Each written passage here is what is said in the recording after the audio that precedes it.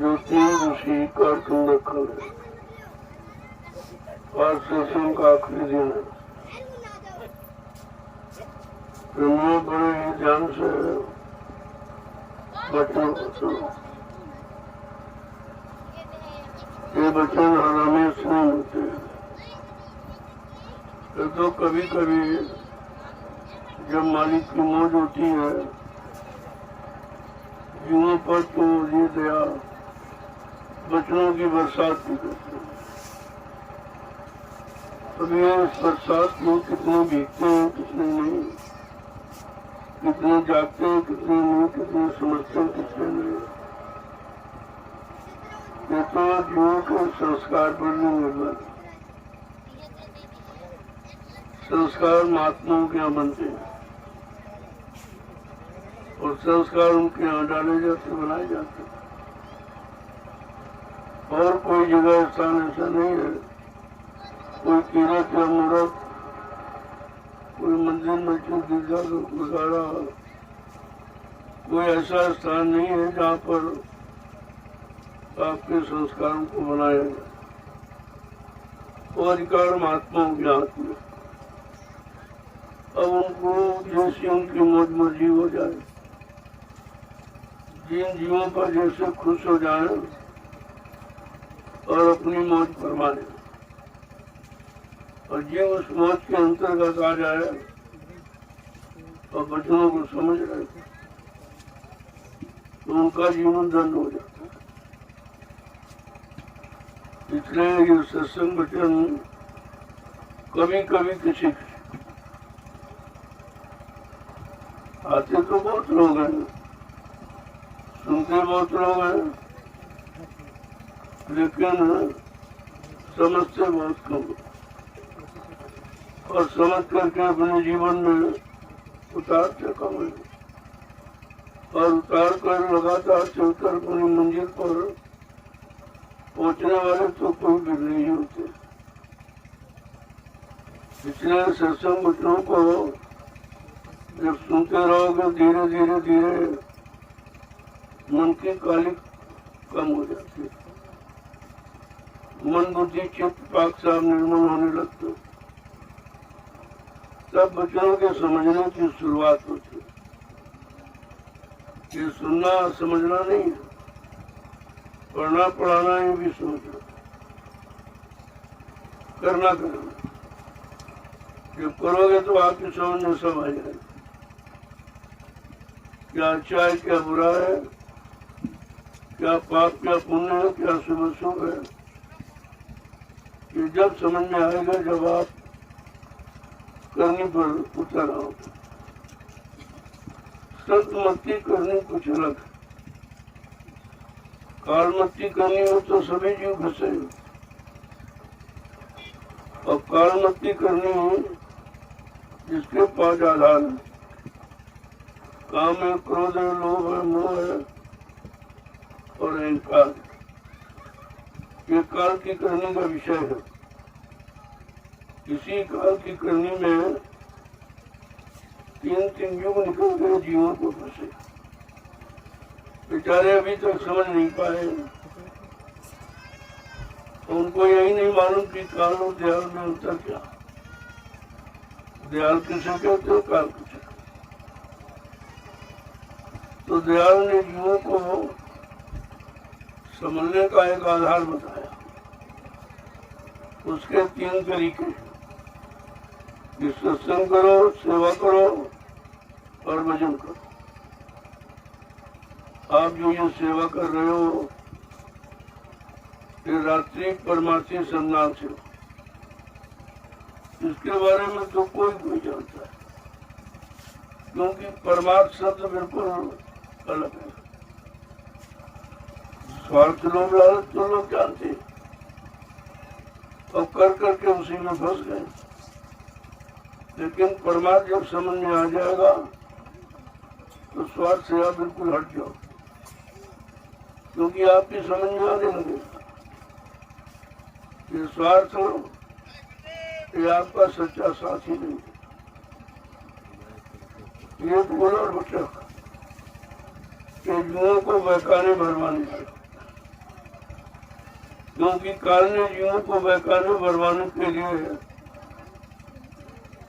ये रास्ता उसने रखा कि आखिरकार इन जीवों को कैसे भड़का के रखा जाए,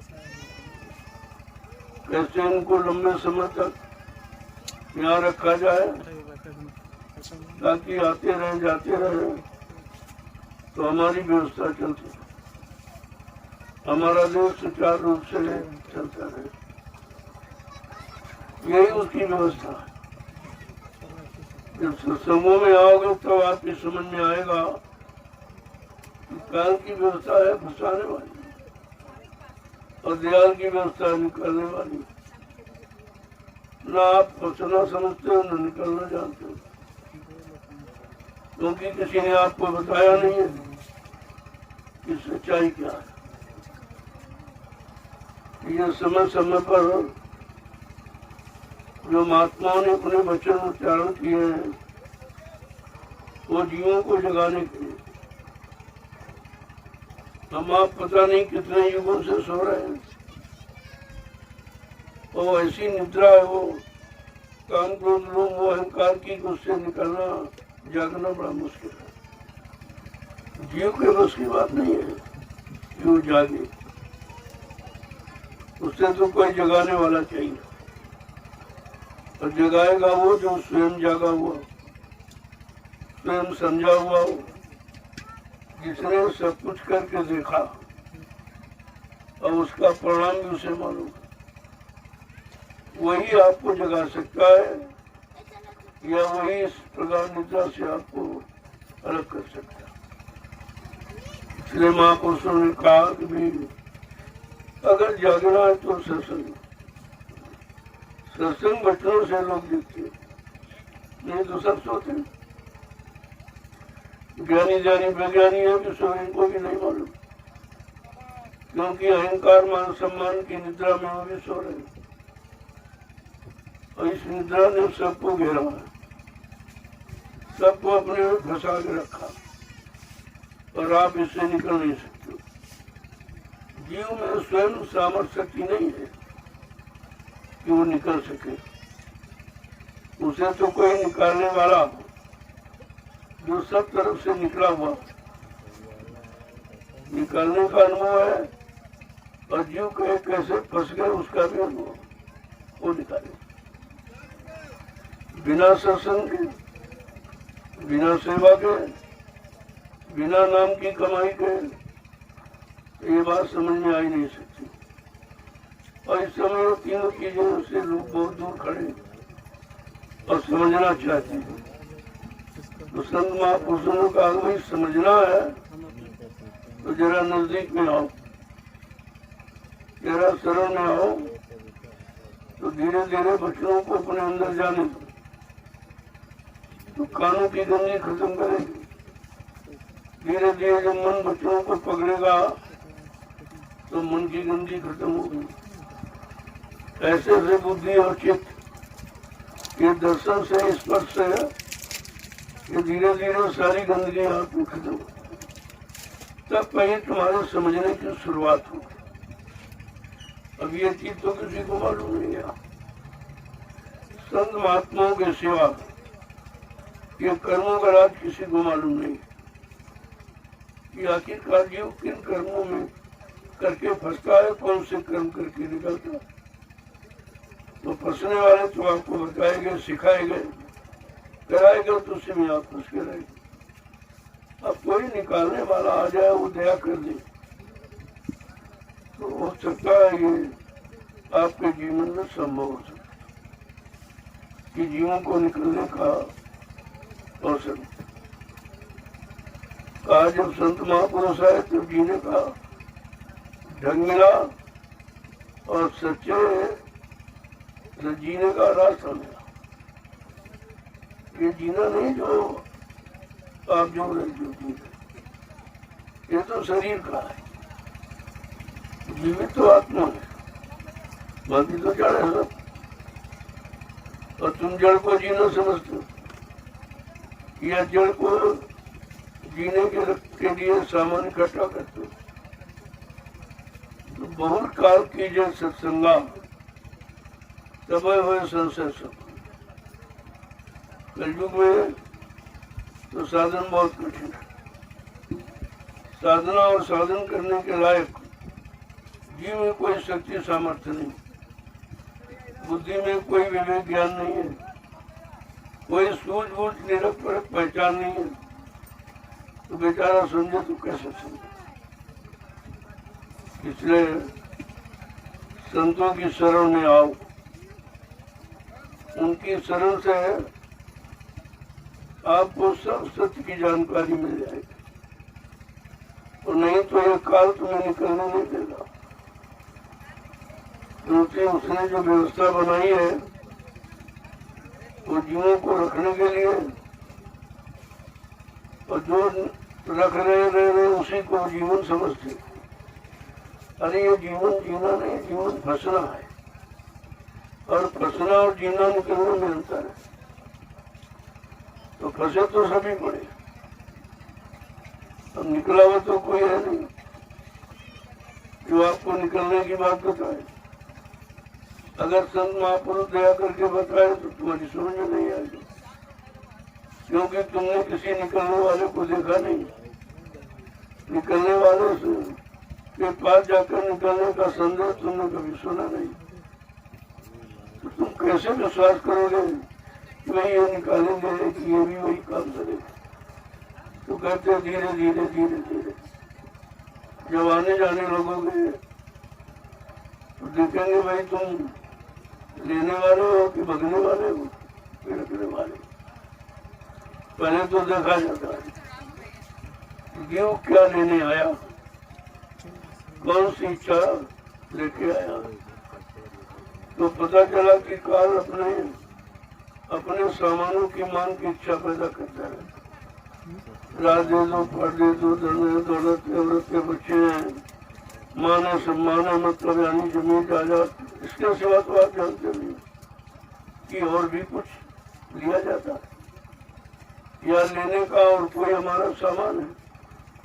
इसके अतिरिक्त ऋषि मुनि ज्ञानी जानी सब इसी में फंसे। किसी जड़ता की मनता कि चादर को उड़ा और बेचारे इसी में रखे। अब धीरे धीरे कलयुग में संत पधारे, उन्होंने ये रास्ता खोला कि चलो जीवों को बहुत दिन फंसे फंसे हो गए, चलो इन पर तो दया हो जाए कि निकल कर अपने घर पहुंचे। और जब महापुरुष निकालते हैं तो ये इधर उधर बेचारा पड़ता है। वो समझता हमको फंसा नहीं, वो समझता हमारा ऐसो आराम खत्म कर रहे, हमको मतलब ये जो सामान मिला इस सामान से दूर करना चाहते, क्योंकि इसी सामान को उसने अपना सामान मान रखा और इसी को सब कुछ समझता है, इसके अलावा कुछ नहीं। जबकि ये कुछ नहीं, सिर्फ एक फंसने का सामान है। न तुम्हारे साथ आया था, न तुम लेके आए थे, और न तुम लेके जा सकते, क्योंकि तुम्हारा है नहीं। तो अपने सामान पर अपना अधिकार होता। जब सामान काल का है तो आपका अधिकार कहां से? तो काल का शरीर और शरीर से संबंधित इंद्रियां है, भोग है, सब काल सिर्फ जीवात्मा दयालती है, जिसके बारे में शायद कोई जानता है। जब सत्युग में ऋषि मुनि योगी नहीं समझ पाए और ज्ञाता तो अपन में होता है, शक्तियां नहीं समझ पाई, ज्ञानी ध्यानी वैज्ञानी नहीं समझ पाए, तो कलयुग का ये गंदा जो कैसे समझ पाएगा। भाई किसी चीज को अगर जानना है, समझना है, तो थोड़ा करीब में हो, और करीबी हमेशा गरीबी से हासिल होती। और तुम अहंकार घमंड में आते, ये जब आए तो अहंकार सब क्या करे, सब बेकार। अब ये भी आपको किसी ने नहीं बताया कि अहंकार तुम्हारे विनाश की जड़ है। अहंकार ही अज्ञानता का भंडार है, ये तो किसी ने आपको बताया नहीं अभी तक। तो बताने वाले आए तो वो चुप रहे, उन्हें समझ नहीं देखा। देखा कि वे जीवों का माहौल देख है, जीव सुनना ही नहीं चाहता, देने की बात छोड़ दो। आज सच्ची बात, सही बात मानने वाला, लेने वाला कोई नहीं, उसको अच्छा नहीं लगता। ये अच्छी सच्ची बात को वो जहर समझता है, और जहाँ विष है विषय रस, उसी को अपना मानता है। अब इस अज्ञानता को इतनी जल्दी ये करना मुश्किल होता है, लेकिन कोई ऐसा काम नहीं जो आप न कर सको। कब? जब तुम करने वाले के पास हो। करना और कराना जो दोनों जानता है उसके करीब जाओ, वो हमारे आप पर दया करके करना सिखा देगा। जब करने लगोगे तो आपको अच्छाई और बुराई का अनुभव हो जाए, और जैसे अनुभव हुआ फिर से आप निर्णय ले लोगे कि हमें क्या करना, अच्छा करना है कि बुरा करना है, कि पाप करना है कि पुण्य करना है, कि सुबह सुख करना है। कहने का मतलब ये है, बिना संत वचनों के, बिना संत महापुरुषों की संगत के यहाँ सत्य का रास्ता और सत्य को पाना बहुत मुश्किल है।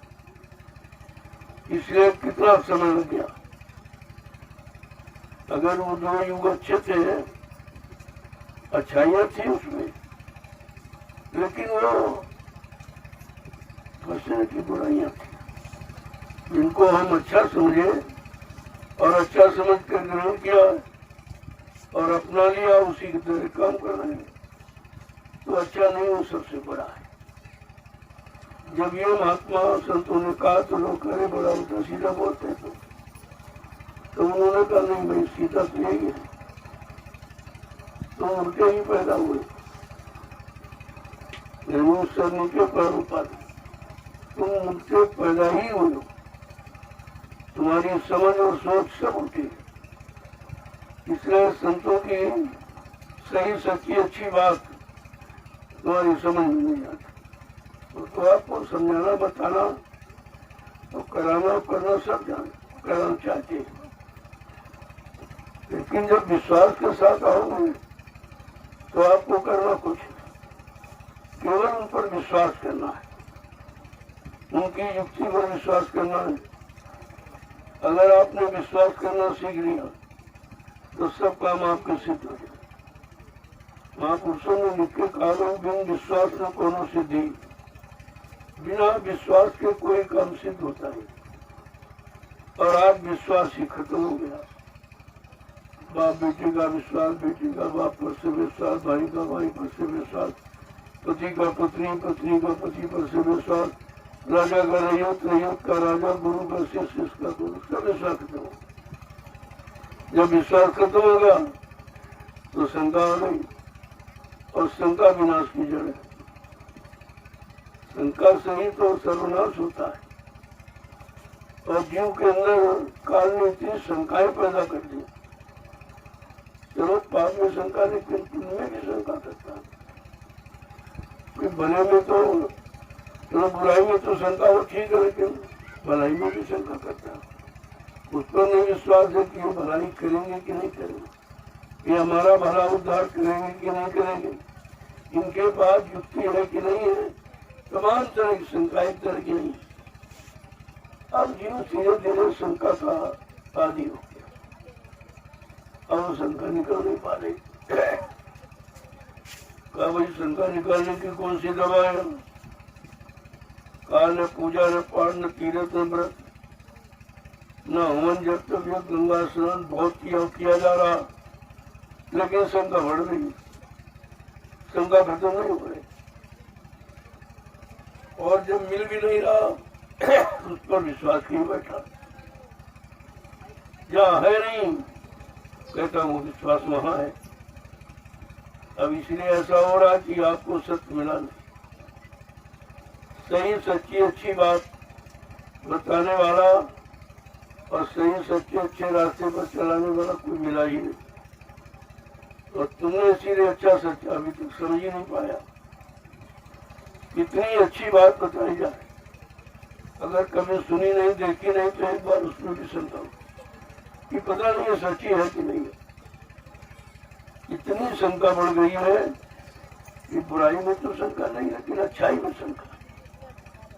बुरे लोगों का तो साथी कर रहे हो, उनमें शंका नहीं, लेकिन अच्छे लोगों में शंका कर। जब शंका का तुम्हारा दायरा अज्ञानता में आ जाएगा तो तुम अच्छों से भी अच्छी बात नहीं सुन सकते, अच्छों से अच्छाई को नहीं जान पाओगे, क्योंकि आपको विश्वास नहीं।